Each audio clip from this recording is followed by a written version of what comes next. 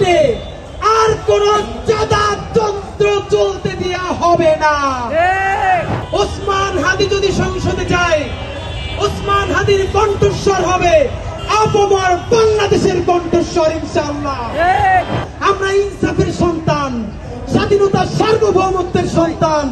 এই ওসমান হাদি এবং তার ভাই বোনেরা আল্লাহ ছাড়া এই জমিনের নিচে আর কাউকে ভয় পায় না। চাঁদাবাজের ঠিকানা এই বাংলায় হবে না। সার্বভৌমত্ব, ভবিষ্যতের বাংলাদেশ হবে ইনসাফের বাংলাদেশ ইনশাআল্লাহ। বন্ধুরা আমার, আমাদের শত্রুর সাথেও আমরা কোনোদিন জুলুম করব না এবং এই লড়াইয়ের জন্য আমরা যদি আমাদের সামনে বসা সমস্ত বন্ধুদেরকে হারিয়ে ফেলি, আমরা যদি নিঃসঙ্গ হয়ে যাই, তবু এই সংগ্রাম থেকে সরে যাব না। কারণ আমি যাকে ভালোবাসি তাকে কারো ঘৃণা করার অধিকারও আছে। আপনারা দেখেছেন, সাংবাদিক বন্ধুরা সাক্ষী, বাংলাদেশের যত রাজনৈতিক র্যালি হয় সামনে নেতা হাত নড়ায় শুধু গাছ রে আর নড়ায় আশেপাশে কারে আমরা কাউরে দেখি না। সেই শাপলা চত্বর থেকে শাহবাগ এসেছি, গাছ এবং গাড়ি নিয়ে আমরা হাত তুলি নাই। আমি হাত তুলতে চাই না। জুমা বারবার বলে আপনি হাত তুলেন কেন? মানুষ আপনারা হাত তুলে রেসপন্স করেন। রিক্সাওয়ালা, ভ্যানওয়ালা, হিজাবি, নন হিজাবি আমার ভাইয়েরা, আমার বোনেরা রাস্তার পাশে দাঁড়ায় যেরকম হাত জানিয়ে আমাদেরকে ভালোবাসা জানাচ্ছিল, আপনাদেরকে ওয়াদা করছি, ওসমান হাদি যদি সংসদে যায়, ওসমান হাদির কণ্ঠস্বর হবে আপামর বাংলাদেশের কণ্ঠস্বর ইনশাআল্লাহ। অনেকে বলে, আপনাদেরকে একটা কথা বলি ভাইয়েরা, এই নির্বাচনে নামার পর থেকে আমি এবং আমার টিম যেই কথাটা লক্ষবারের অধিক শুনেছি, নারী, পুরুষ, শিশু, কিশোর, বৃদ্ধ মসজিদের সামনে, বাজারে জড়াই ধরে বলেন, তুমি ঠিক যেমন আছো এইরকম থাকবা, কোনোদিন বদলাবা না। আন্তর্জাতিক অপরাধ ট্রাইব্যুনালের রায় শুনতে গেছি, বিচারক তার একটু আগে ভরা কোটের মধ্যে একজন শহীদের মা দূর থেকে দাঁড়ায় বললেন, হাদি, আমি শহীদের মা বলছি, তুমি কোনোদিন এর চেয়ে গুড বয় হবা না, তুমি যেমন আছো তেমন থাকবা। এইরকম একটা ব্যাড বয় বাংলাদেশের জন্য আমাদের লাগবে। যদি ব্যাড বয় থাইকা স্বাধীনতার সার্বভৌমত্বের ভ্যানগার্ড হওয়া যায়, আপামর বাংলাদেশের জন্য বুক চিতিয়ে লড়াই করা যায়, তাহলে তথাকথিত প্রগতিশীল এবং সুশীল হওয়া, তাদের ভাষায় গুড বয় হওয়ার কোন জরুরত আমাদের নাই। এই হাদির ভাইয়েরা, হাদির বোনেরা, রিক্সাওয়ালা, ভ্যানওয়ালা, সবজিওয়ালা, মাছওয়ালার সন্তান। আমি এবং আমার ভাই বোনেরা সেই সমস্ত অনেস্ট আমলা যারা দুর্নীতি করে না, অনেস্ট ব্যাংকার, আমরা তাদের সন্তান। আমরা ইনসাফের সন্তান, স্বাধীনতার সার্বভৌমত্বের সন্তান। আপনাদেরকে ওয়াদা করে বলছি, আল্লাহ যদি আমাদেরকে সংসদে পাঠায়, ঢাকা 8-এ আর কোন চাঁদা তন্ত্র চলতে দেওয়া হবে না। যেইখানে চাঁদা শুনবো, আপনারা দেখেন না আমরা কি পারি না পারি, গত 1.5 বছরে দেখেন নাই? এই ওসমান হাদি এবং তার ভাই বোনেরা আল্লাহ ছাড়া এই জমিনের নিচে আর কাউকে ভয় পায় না। একটা জিন্স পরা মেয়ে, সে যদি পর্দা নাও করে, সে যদি পরিপূর্ণ ইসলাম পালন নাও করে, সাংস্কৃতিক মূল্যবোধের জায়গা থেকে সে নারায়ে তাকবীর যেন বলতে পারে, সেই অধিকার তাকে দিতে হবে।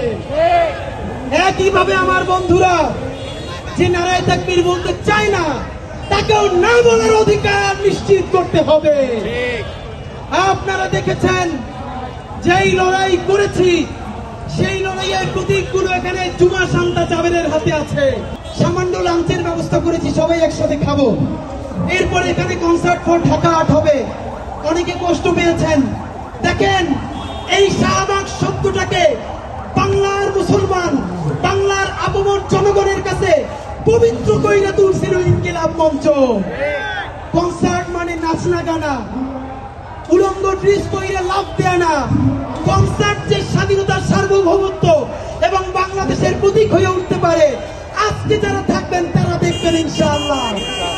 আমরা আমাদের শব্দ, আমাদের ভূমি, আমাদের জমি আমরা কাউরে দলিল কইরে দেই নাই। এবার একটা রেনেসাঁ চলবে, দলিল পুনরুদ্ধার চলবে। স্যার সলিমুল্লাহর বিশ্ববিদ্যালয়কে আপামর বাংলাদেশের কাছে ফিরিয়ে দেওয়া হবে ইনশাআল্লাহ। সুতরাং নির্বাচনে জিতবো কিনা এটা তো ছোট প্রশ্ন।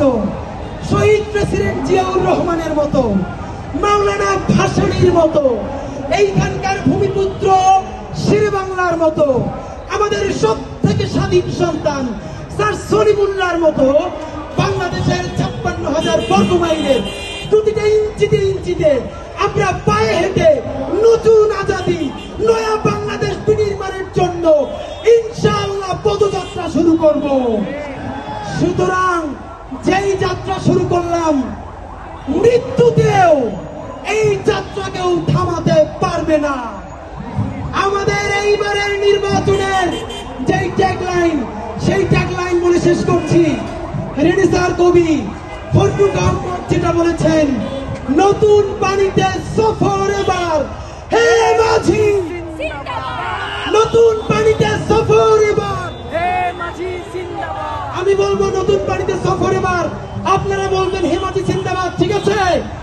নতুন পানিতে সফর এবার হে মাঝি জিন্দাবাদ, নতুন পানিতে সফর এবার হে মাঝি জিন্দাবাদ, নতুন পানিতে সফর এবার হে মাঝি জিন্দাবাদ। নারায়ে তাকবীর, আল্লাহু আকবার, বাংলাদেশ বাংলাদেশ জিন্দাবাদ জিন্দাবাদ, ইনকিলাব ইনকিলাব জিন্দাবাদ জিন্দাবাদ। চাঁদাবাজের ঠিকানা এই বাংলায় হবে না, ঢাকাতে হবে না, চাঁদাবাজের ঠিকানা, চাঁদাবাজির ঠিকানা ঢাকাতে হবে না, মাফিয়া তন্ত্রের ঠিকানা ঢাকাতে হবে না, ঢাকাতে হবে না, মাফিয়া তন্ত্রের ঠিকানা। আমাদেরকে বলে ভাই নির্বাচনের পরে কেমনে থাকবেন?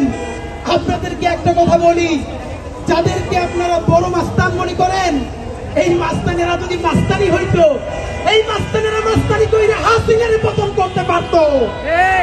এরা মাস্তান না, এরা সিটকে চোর, এরা চাঁদাবাজ, এরা ছোট টাকা, এরা মাফিয়া, এরা ব্যাংক লুটেরা। বড় অর্থে সার্বভৌমত্ব টিকিয়ে রাখার মাস্তানি করার কোন সাহস এবং শক্তি তাদের নাই। অনেকে আমাদেরকে বলে অমুক নেতা 15 বছর লড়াই করছে, আর হাদিরা তখন কই ছিল? লড়াই যদি করলেন আপনাদের এত ব্যাংকের ব্যবসা টিকে থাকলো কেমনে?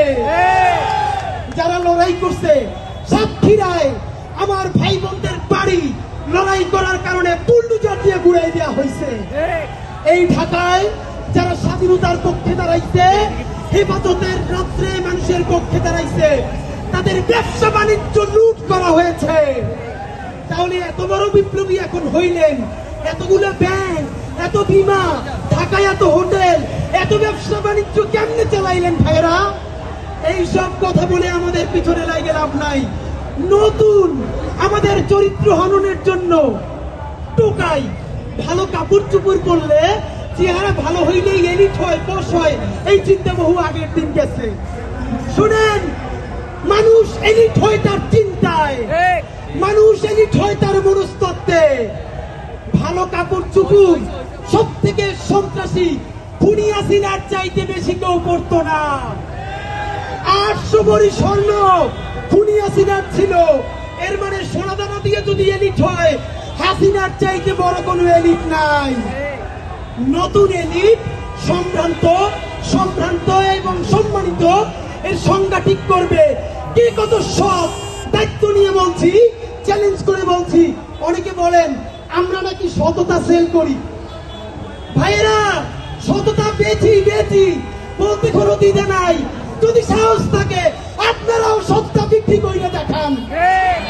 এনএসআই, ডিজিএফআই, ডিবি, এসপি থেকে শুরু কইরা এমন কোন এজেন্সি নাই যাদের কাছে ওসমান হাদি, জাবের, জুমা, শান্তাদের ব্যাংক অ্যাকাউন্ট, বিকাশ অ্যাকাউন্ট নাই, সব আছে। যদি পারেন 1 টাকার চাঁদাবাজি করাপশন প্রমাণ করে দেখান। বাংলাদেশে এখন পর্যন্ত কোন মাফিয়ার এত টাকা নাই যেই টাকা দিয়ে আমাদেরকে কিনে নিতে পারবে ইনশাআল্লাহ। আল্লাহ যতদিন বাঁচিয়ে রাখবে, স্বাধীনতা, সার্বভৌমত্ব, ইনসাফ এবং সততার জন্য লড়াই করব। এই লড়াই আমাদের জিহাদ ইনশাআল্লাহ। আর যদি আমি মরে যাই, আমি শহীদ হয়ে যাই, আমার ডান পাশের ভাই বোনেরা এই লড়াই যতদিন বেঁচে থাকবে ততদিন চালাই নিবে ইনশাআল্লাহ।